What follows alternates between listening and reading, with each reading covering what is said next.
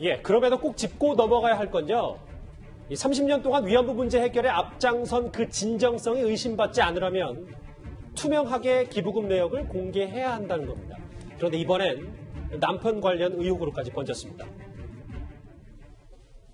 윤미향 전 대표님 남편분께서 대표로 계시는 신문이 있는데 거기에 이제 정의연 배너가 걸려 있더라고요. 실제로 정의연 홍보비가 지출되지 않았습니다. 지출된 적이 없습니다. 이 부분 김태현 변호사님. 네. 정의연의 홍보지가 남편에게 일감을 몰아준 거 아니냐 의혹입니다. 그러니까 결국 이제 문제의 핵심은 뭐냐면 결국 정의연이라는 데는 기부금으로 이제 운영되는 단체잖아요. 공익법인이니까 결국 이제 그런 단체나 단체에 있는 기부금들을 사적인 이익을 위해서 사용하지 않았을까 이런 이제 의혹 때문에 생기는 겁니다. 그 정의연의 활동 자체를 폄하하는 거는 당연히 아니고요. 근데 지금 이제 보시면 이 얘기가 무슨 얘기냐? 윤미향 당선인의 남편이 수원 지역에서 지역 신문을 운영하는데 거기에 이제 정의연의 어떤 홍보 기사라든지 그런 것들이 그런 기사가 실렸고 또 그 신문에서 그 정의연의 어떤 그 홍보물에 대한 어떤 편집 디자인 뭐 이런 것들을 했다라는 게 지금 보시는 것처럼 곽상도 미래통합당 의원의 주장이에요. 자, 마포에 있는데 정의연은 왜 수원에 있는 인터넷 신문, 전문업체, 디자인 전문업체도 아닌데 거기다가 소식지를 발간하는 거를 맡겼느냐, 혹시 일감 몰아주기 아니냐, 뭐 이런 의혹을 지금 곽상도 의원이 제기를 한 거고, 네. 앞서 지금 정의연의 인터뷰에서 보신 내용은 뭐냐면, 당연히 기자들이 묻겠죠. 혹시 이 남편이 신문에 홍보비 같은 거 지출한 거 아닙니까? 라고 얘기했더니 홍보비 지출하지 않았다라는 거죠. 홍보비 지출하지 않고 그냥 공짜로 해줬으면 문제될 건 없어요. 그쵸? 뭐 일종의 기부를 받은 거니까. 다만 뭐 홍보비든 뭐든 돈이 나갔다고 하면 뭐 홍보비가 나갔는지 아니면 곽상도 의원 주장한 대로 저 편집 디자인에 관한 비용이 나갔는지라고 얘기가 하게 되면 그러면 이건 일종의 대기업으로 하면 일감 몰아주기.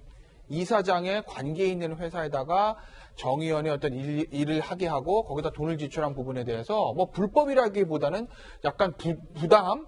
좀 부도덕함? 이런 부분들이 지적될 수가 있겠죠. 만약에 돈이 나간 것이라면요. 그러니까 남편에게 홍보비 지출은 없었다는 게 정의연 측의 입장인데 이도원 의원님. 네네. 근데 또 이 문제가 계속 불거질 수도 있는 야당에서는 계속 지적하는 이유가 이것 또한 정리해 보면 투명하게 또 영수증에 이런 게 공개 안 되면 이 남편에게 그럼 왜 나갔냐? 이거 계속해서 야권에서는 뭐 공격할 거 아니겠습니까? 현재까지는 홍보비 지출이 없었다고 하니까 일단은 그것을 믿기는 하되 한번 검증은 할 필요가 있다고 봅니다. 예. 그러니까 너무 이제 각박하게 볼 필요가 없는 측면도 있어요. 그 아내가 하는 일이 굉장히 명분이 있는 일이니까 남편이 도울 수는 있겠죠.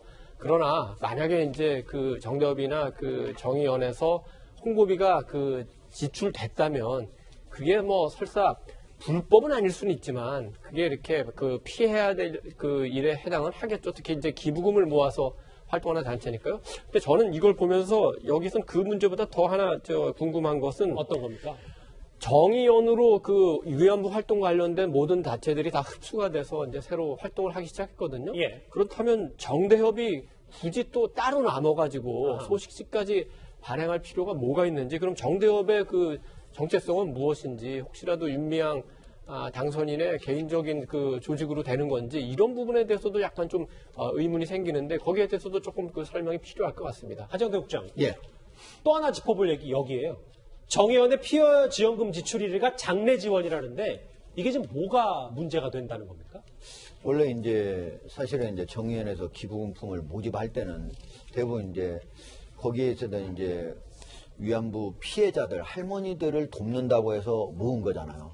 근데 실제로 정의연에서 공개한 자료에 따르면 59%는 활동비로 쓰고 41%는 사실은 이제 여기 피해자 할머니들을 위해서 썼다 이렇게 얘기를 했거든요. 근데 그걸 확인을 해보니까 예.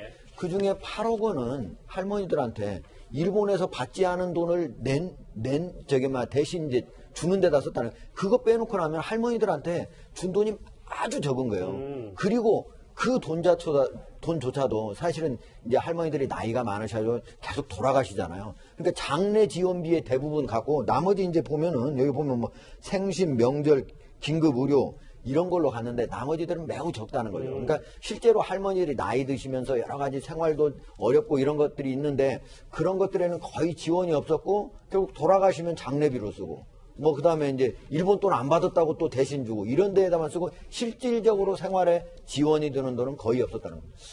예. 그러니까 조금 이 문제 넘어가기 전에 본질적인 문제는 하나 짚고 넘어가야 될 것 같습니다.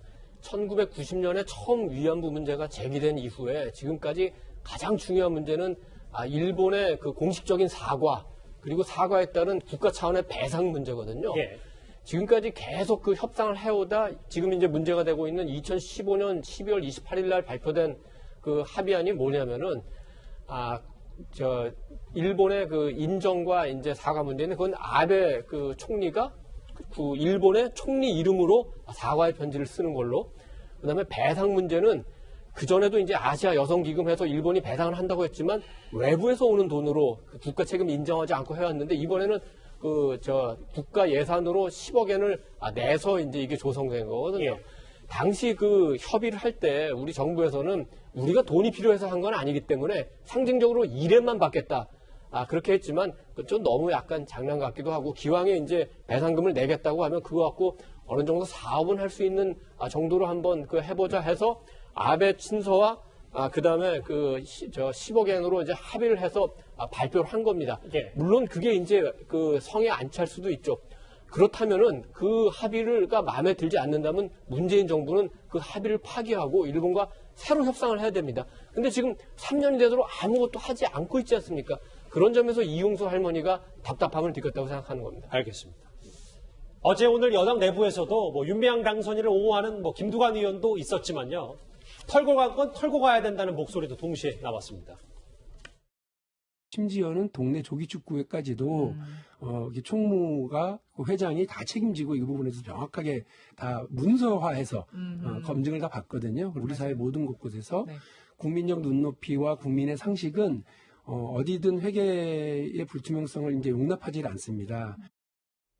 조기 축구의 비유를 좀 하기도 했어요. 김주혁 교수님. 네. 근데 제가 방송 전에 접했던 속보 가운데 하나가 이것과 좀 다른 문제인데, 경찰이 광주에 있는 나눔의 집도 이 후원금 의혹에 좀 수사를 착수했다고요? 예, 보니까 이게 엎친 데 덮친 격이라고 보니까는 나눔의 집 직원들이 나눔의 집 관계자 A씨한테 예를 들면 지금 후원금 관련해서 이것들을 갖다가 횡령한 거 아니냐 의혹이 있다고 그러는데 지금 경찰은 아직까지 사실관계에서 밝히지 않고 있는 상황이어서 예. 이 문제가 다시 또 좀 논란이 될 것 같긴 한데요. 이제 핵심은 뭐냐면 정부 예산인 여성가족부 지원사업과 관련된 비용도 여기 있다는 얘기가 나오는 거고, 또 하나는 또 국민 성금으로 만들었던 후원금이 65억 정도 된다고 얘기하는 거니까, 국민의 성금과 국민의 세금으로 만들어진 예산으로 이런 기금들이 만들어졌는데, 이 기금과 관련돼서 이것이 만약 행정한 혐의가 사실이라면 계속 이 문제와 관련해서 제대로 된 예를 들어 회계 정리가 안 되고 있다는 것들이 확인되는 부분이기 때문에 이 부분에 대해서는 좀 엄밀하게 좀 판정해서 이런 일이 없도록 해야 될 부분이 분명히 있을 것 같고요. 또 하나는 그런 부분이 있는 것 같아요. 시민단체가 초기에 설립 목적과 무관하게 조직이 커지게 되면 그 조직을 위한 비용으로 확대되는 경향들이 되게 많이 있습니다. 예. 또 그리고